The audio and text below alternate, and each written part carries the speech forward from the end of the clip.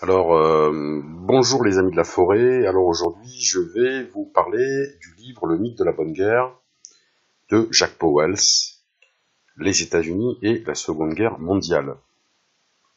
Alors j'avais connu ce livre au cours d'un débat sur l'ancien forum ComLive qui a fermé depuis avec le modérateur un dénommé Adora.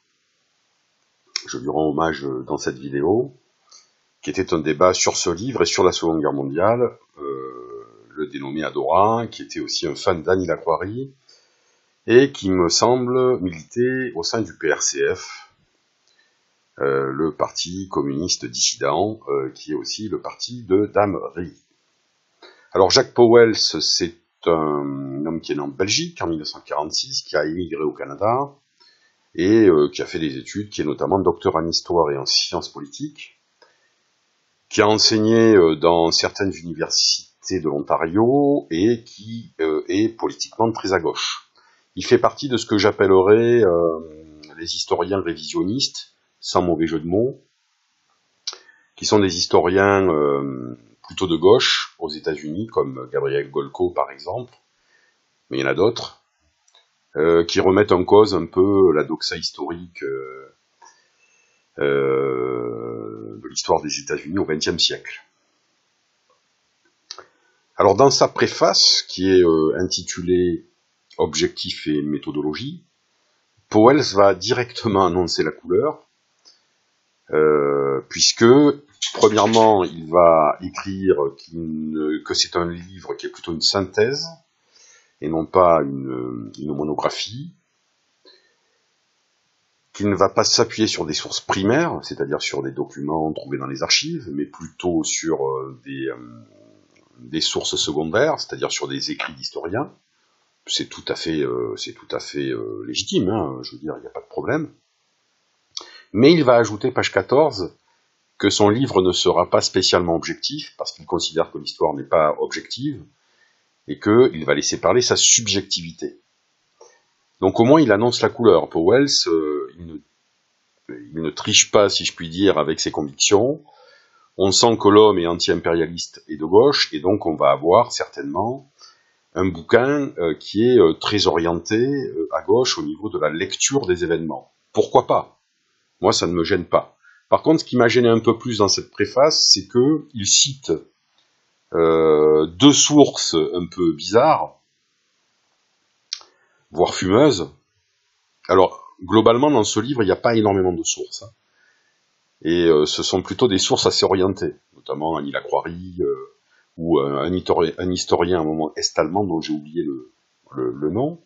Mais par exemple, dans sa préface, il fait référence à Crum Colossus d'Edcré, sur les relations entre General Motors et les nazis. Maigret est avant tout un spécialiste de la musique folk. Bon, pourquoi pas, hein. On peut être un spécialiste de la musique folk et écrire sur l'histoire, hein. Il n'y a pas de contre-indication. Et puis, Trading with Enemy, de Charles Ingham, qui lui est un spécialiste de la presse people concernant Hollywood. Donc ça, c'est assez curieux, quoi. C'est un petit peu comme si j'écrivais un livre sur l'histoire de la Seconde Guerre mondiale, en m'inspirant de bouquins écrits par Hanouna et par Stéphane Bern, quoi. Donc là, déjà, on voit que les sources, c'est pas terrible, quoi. Charlie Gam, j'ai lu d'ailleurs une biographie de Cary Grant de Charlie Gam, et il est très controversé aux États-Unis, et il n'est pas pris au sérieux par les historiens, si je puis dire, académiques. Alors, ce bouquin a été écrit en 2005, il a été réédité, je crois, en 2012, et il est édité par une petite maison d'édition belge, Aden Édition, qui édite beaucoup d'auteurs anti-impérialistes. Alors je vais me contenter des 100 premières pages, parce qu'autrement je passerai 3 heures, hein, mais c'est, je pense, les parties les plus intéressantes. Alors voilà le style un petit peu d'assertion powellienne. Je lis, page 19, le militarisme dans ses variantes allemandes et japonaises ne les dérangeait pas non plus. Après tout, aux États-Unis, le militarisme et la violence sont traditionnellement glorifiés plutôt que condamnés. Alors, on trouve souvent ce type d'assertion un petit peu anti-évidemment américaine dans ce livre. Évidemment, Powell a dit que c'était un peu sa subjectivité qui parlait. Alors, quelque part, il n'a pas tort, puisque dans certaines périodes des États-Unis, en effet, les États-Unis ont été assez militaristes. Je pense notamment à la guerre froide, voire actuellement. Aujourd'hui, par exemple, les États-Unis ont une armée monstrueuse. Ils ont le plus gros budget de la défense du monde, qui est plus important que tous les budgets des autres pays réunis.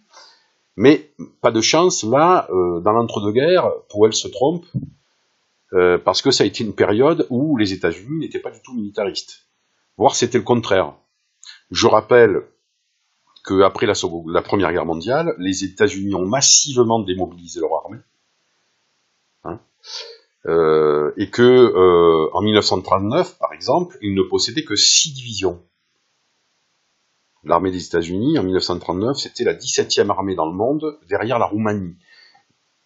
Donc on ne peut pas parler véritablement de militarisme dans l'entre-deux-guerres chez les Américains. C'est un contresens historique, les faits démontrent le contraire. Et au niveau international, les USA furent les grands initiateurs du désarmement, naval notamment, avec le traité des 9 puissances, signé à Washington en 1922, qui limitait les flottes de guerre. Et jusqu'en 1932, à Londres, les Américains pousseront en fait au désarmement généralisé. Donc là, pas de chance, Jacques, c'est une période où plutôt les Américains sont pour le désarmement et contre les armées, quoi. Je rajoute que lorsque Roosevelt est arrivé au pouvoir, il va initier ce qu'on appelle la politique du bon voisinage. Là, vous avez sur la photo Good Neighbor Policy, qui en fait préconisait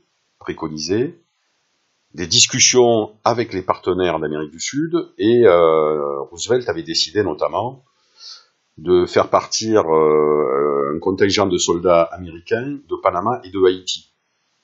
De même, le Congrès américain, par exemple, va voter en 1935 l'indépendance des Philippines, qui avait été prise à l'Espagne en 1898. Donc on ne peut pas dire véritablement que les Américains à cette époque font preuve d'un bellicisme à tout craint, quoi. C'est plutôt le contraire. Ce qui n'empêche, comme je l'ai dit, que les Américains ont pu être aussi belliqueux, notamment pendant la guerre froide.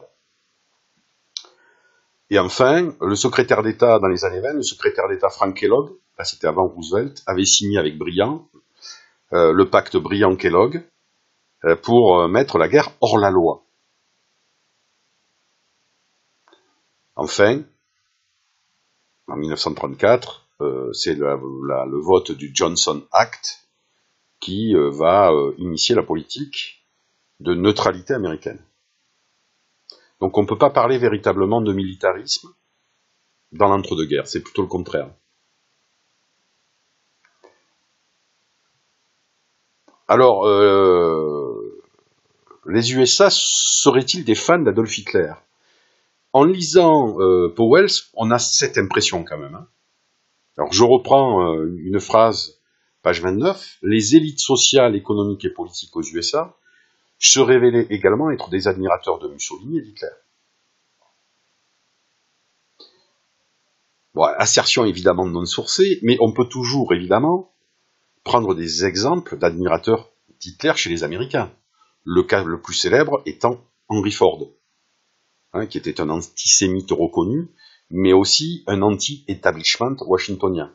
Henry Ford haïssait les politiques de Washington. Donc évidemment, dans un pays où la liberté d'expression est permise, on peut trouver un panel de personnes admirateurs des fascismes. Il n'y a pas de problème.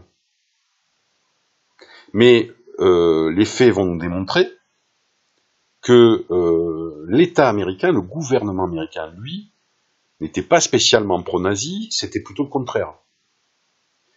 Je rappelle que dès 1937, la clause Cash and Carry fut adjointe au Neutrality Act, qui permettait notamment aux belligérants d'une guerre quelconque dans le monde d'acheter des produits américains, sauf des armes, s'ils payaient tout de suite et qu'ils transportaient leurs marchandises. Une mesure qui était ouvertement pro-anglaise, puisqu'évidemment, ça favorisait les pays qui avaient une grosse flotte. puisqu'il fallait transporter la marchandise.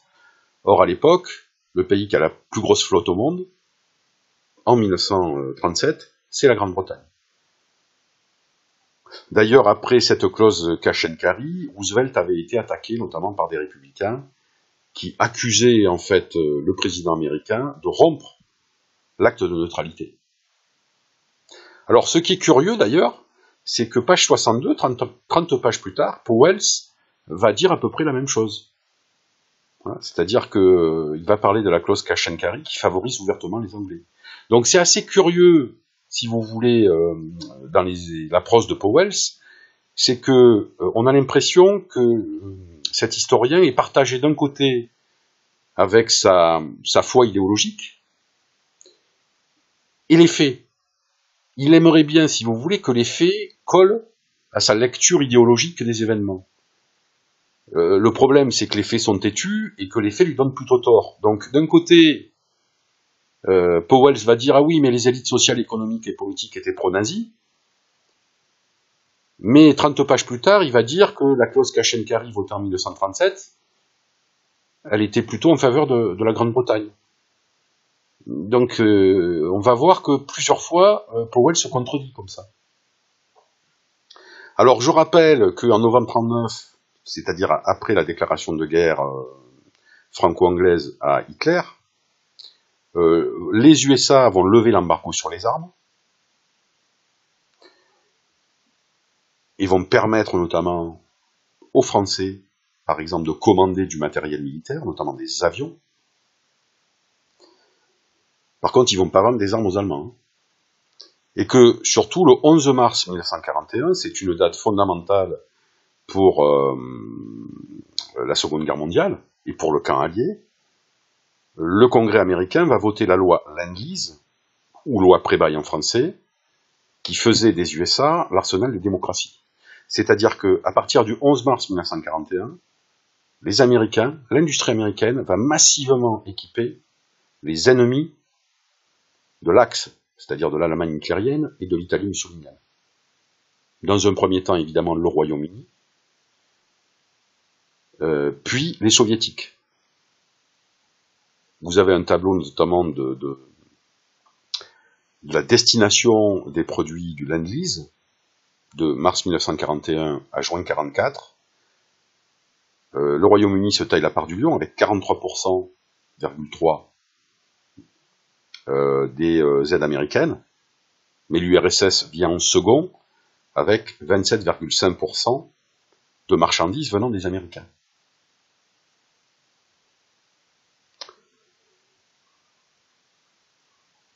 Donc là, je ne vois pas en quoi les élites économiques, politiques et sociales seraient en faveur de Mussolini et d'Hitler, puisque dans les faits, toujours les faits, rien que les faits, les USA ont aidé massivement les ennemis de l'Allemagne et de l'Italie mussolinienne. Et au point de vue militaire, je rappellerai que dès novembre 1940,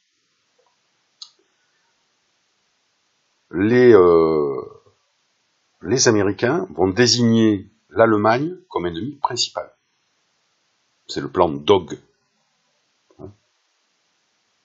Vous pouvez vérifier, le plan Dog. C'est un plan qui est sélectionné par les militaires américains, notamment par Marshall, et qui désigne l'Allemagne comme l'ennemi principal. Donc c'est assez curieux, si vous voulez, pour un pays qui, soi-disant, serait plutôt fasciné par Hitler et Mussolini. Il y a un petit peu une contradiction dans les termes, quoi. Donc toujours pareil, les faits donnent tort à Powell.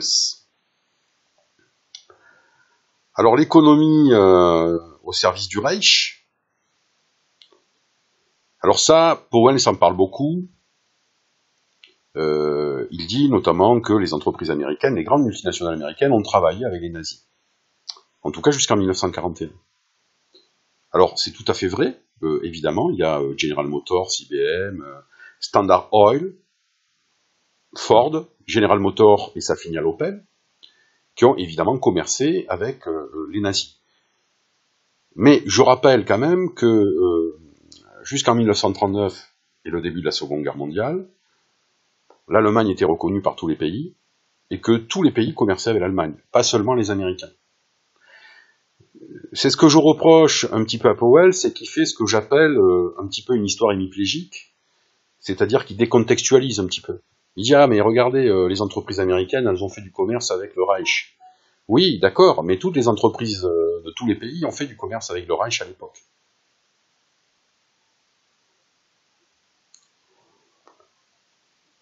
Alors Powell, à un moment donné, il dit aussi, il écrit que le volume des exportations, en fait, ont augmenté entre les États-Unis et l'Allemagne nazie, jusqu'en 1941, globalement. Mais 30 pages plus tard, il dit le contraire. C'est ce que je vous disais tout à l'heure, il se contredit parfois 30 pages plus tard. Hein. Je lis, donc, le passage écrit page 68, « Or il devenait de plus en plus évident que dans leurs préparatifs guerriers, les nazis cherchaient à atteindre l'autarcie, à réduire les importations et à transformer l'Allemagne en une de ces économies fermées si décriées par les hommes d'affaires américains. Leurs exportations vers l'Allemagne diminuèrent durant les années 30, d'abord lentement, puis plus rapidement, au fur et à mesure que l'organisation autarcique de l'Allemagne se concrétisait. Entre 1933 et 1938, le volume des exportations américaines vers l'Allemagne plongea de 8,4 à 3,4%. En 1938, leur valeur était estimée à seulement 406 millions de dollars, contre 2 milliards de dollars 10 ans auparavant. Bon, là, pareil, je veux dire, en plus, il donne des chiffres. Hein. 30 pages plus tôt, il dit que les entreprises américaines ont beaucoup travaillé avec l'Allemagne. 30 pages plus tard, il dit le contraire. Là, il prouve par A plus B qu'en fait, les États-Unis ont diminué leurs exportations de moitié, des 2 tiers, pas de moitié, puisqu'ils sont passés de 406 millions de dollars à 2 milliards, des 2 tiers en 10 ans. Hein, donc on ne peut pas dire que les entreprises américaines ont énormément travaillé avec les nazis. J'ajouterai d'ailleurs que arguer du fait que des entreprises d'un pays travaillent avec un gouvernement étranger ne signifie pas que l'État de ces entreprises, la nationalité de ces entreprises, et que l'État cautionne en fait ce business. Dans une économie capitaliste, les acteurs économiques sont libres. Je peux commercer avec qui je veux, sauf s'il y a une loi du pays qui l'interdit.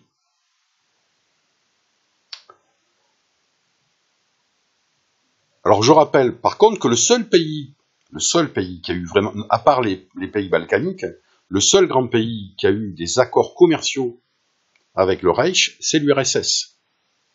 Parce qu'on oublie qu'après le pacte germano-soviétique signé le 28 août 1939, qui, je le rappelle, a permis quand même le déclenchement de la Seconde Guerre mondiale, il va y avoir 3 traités commerciaux qui vont être signés entre le Reich et l'URSS en 1939, 1940 et 1941, et qui va organiser en fait le business entre les 2 pays. L'URSS va livrer au Reich pendant 2 ans, jusqu'en juin 1941, énormément de matières premières, et notamment des produits pétroliers et des céréales, sans oublier des métaux rares qui sont nécessaires à la fabrication de certaines armes, je pense au chrome et au nickel par exemple. Et j'ajouterai que l'écharlement lors de l'offensive contre la France, il fonctionnait avec de l'essence soviétique. Ça par contre, Powell n'en parle pas. Évidemment, parce qu'il est plutôt pro-soviétique et anti-américain, et qu'il nous fait un petit peu de l'histoire hémiplégique. Mais il nous avait averti dans sa préface, son livre est subjectif.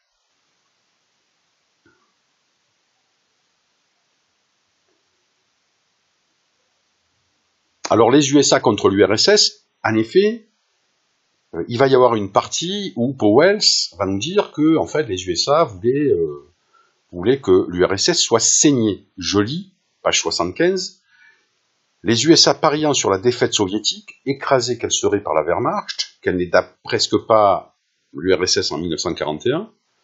L'historien Bernard Martin parle d'aide fictive, et les Russes devaient payer comptant les livraisons américaines. Washington projetait la création d'un régime non communiste dans les territoires soviétiques, qui échapperait éventuellement à l'occupation allemande, comme par exemple la Sibérie.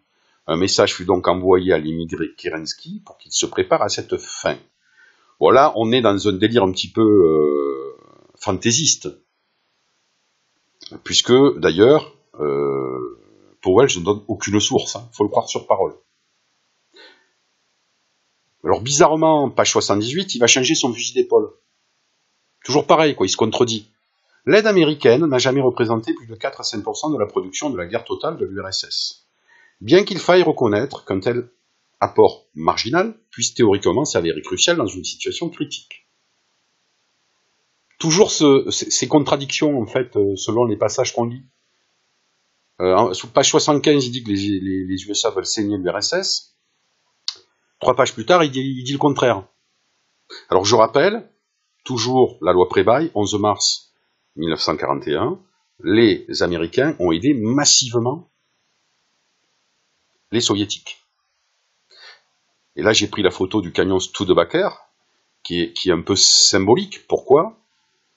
Parce que les Soviétiques, certes, ils avaient des tanks et des avions, mais ils avaient très peu de camions, pas de jeeps, et ils étaient très déficients en ce qui concernait la logistique, rations alimentaires, vêtements, chaussures, rails, locomotives. Or, les Américains ont livré des centaines de milliers de camions Studebaker, de jeeps, de rations alimentaires, de pétrole, de rails, de locomotives. Ils ont même livré des chars et des avions. Ce qui a permis notamment à l'armée rouge, à partir de 1943, de lancer ses grandes offensives avec ces divisions qui étaient quasiment motorisées avec du matériel américain. On peut se demander, même si, sans ce matériel américain, les Soviétiques auraient pu faire reculer les Allemands. Alors c'est sûr qu'en 1941, l'aide n'a pas été énorme. Pourquoi ? Tout simplement parce que Hitler attaque en juin 1941, et qu'il a fallu quelque temps quand même pour mettre en œuvre la loi Prébaille entre les Américains et les Soviétiques. Il y avait eu notamment une mission d'Harry Hopkins auprès de Staline pour mettre en œuvre en fait l'aide américaine à l'armée rouge. Je rappelle que les Américains n'étaient pas encore en guerre. Les Américains rentrent en guerre après l'attaque des Japonais à Pearl Harbor en décembre 1941. Donc là, on a un petit peu une vision totalement idéologique et fausse, puisque les faits contredisent encore une fois les dires de Powell. Même si celui-ci, du bout des lèvres, il admet quand même que l'aide américaine a pu être cruciale.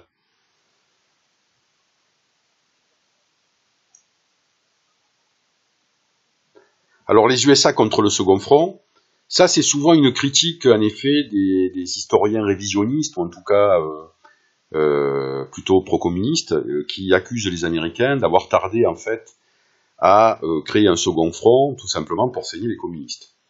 Bon, je lis page 100, aux USA et en Grande-Bretagne, les dirigeants politiques et militaires avaient été divisés sur la possibilité des mérites d'un deuxième front. D'un point de vue militaire, il aurait été possible, dès le courant de l'été 42, de débarquer un nombre considérable de troupes en France ou ailleurs en Europe de l'Ouest. Alors, cette affirmation, elle est fausse. Pourquoi ? Parce qu'en 1942, l'armée américaine est encore très faible. Il faut savoir, et ça je vous l'ai dit, que dans l'entre-deux-guerres, les Américains avaient massivement démobilisé les soldats de leur armée,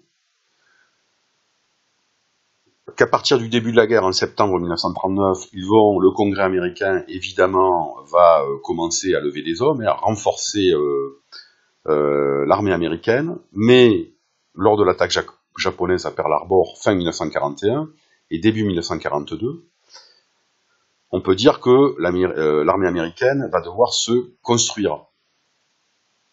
Je rappelle par exemple que dans le Pacifique, il va falloir attendre mi-43 pour que les Américains passent à l'offensive contre les Japonais. Mi-43. Malgré tout, les Américains, par la voix du général Marshall, avaient pour ambition de débarquer des troupes sur le continent européen dès 1942. C'était l'opération Sledgehammer. Donc les Américains avaient un plan pour débarquer en Europe. c'est Churchill, le Premier ministre anglais, qui va les dissuader, en fait, de débarquer en Europe. Il va y avoir un grand débat entre alliés, entre Anglais notamment et Américains, et en 1942, ce sont plutôt les Anglais qui sont les leaders, ce sera plus le cas en 1944. Les Anglais, eux, et Churchill plus particulièrement, est plutôt partisan d'une stratégie périphérique pour attaquer, en fait, le ventre mou de l'Axe, c'est-à-dire le front méditerranéen. Et en novembre 1942, c'est pas en Europe qu'ils vont débarquer, mais en Afrique, avec l'opération Torche, qui va quand même amener à la capitulation des forces de l'Axe en Afrique, en Tunisie, en mai 1943. Et cette capitulation des forces de l'Axe, c'est pas une mince affaire. Il va y avoir 250 000 prisonniers, donc 90 000 Allemands. À la même époque, enfin juste avant, il y avait eu la capitulation de l'armée allemande à Stalingrad. Il faut savoir qu'à Stalingrad, les soviétiques ont capturé 90 000 prisonniers allemands. Dans la poche de Tunisie, les Alliés vont capturer 90 000 prisonniers allemands, dont notamment les hommes de la division d'élite Hermann Göring, et ils vont capturer 150 000 Italiens. On a un peu oublié cette capitulation en fait en Tunisie en mai 1943. C'est vrai que le front africain est assez mal connu.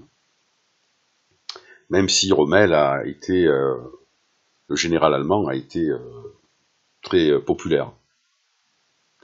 Je rappelle aussi que cette capitulation des forces de l'Axe en Tunisie, en mai 1943, elle s'est traduite aussi par l'invasion de la Sicile, en juillet 1943, et il me semble que la Sicile fait partie de l'Europe. Donc dire qu'il n'y avait pas de second front jusqu'en 1944, c'est faux.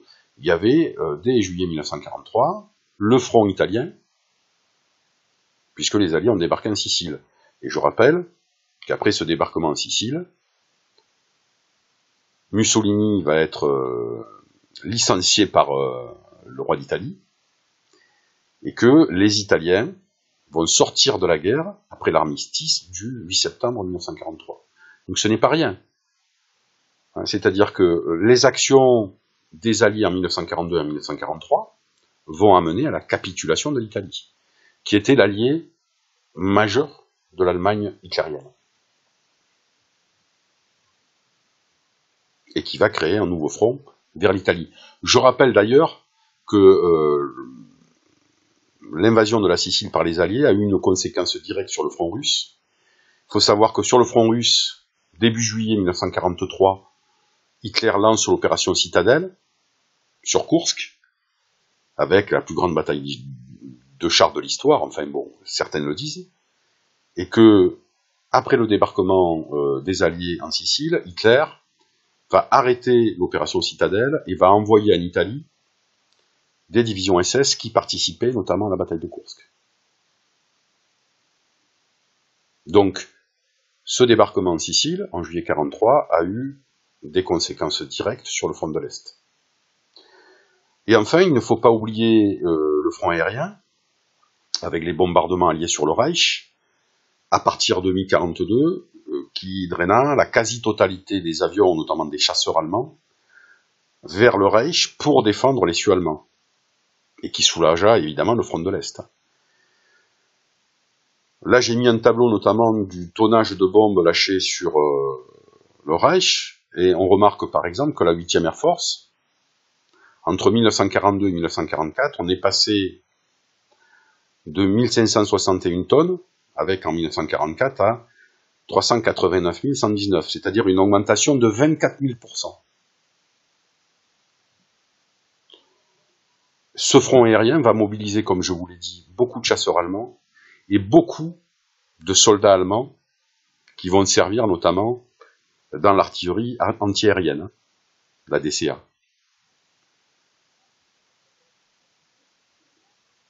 Donc, les faits encore vont à l'encontre des dires de Jacques Pauwels.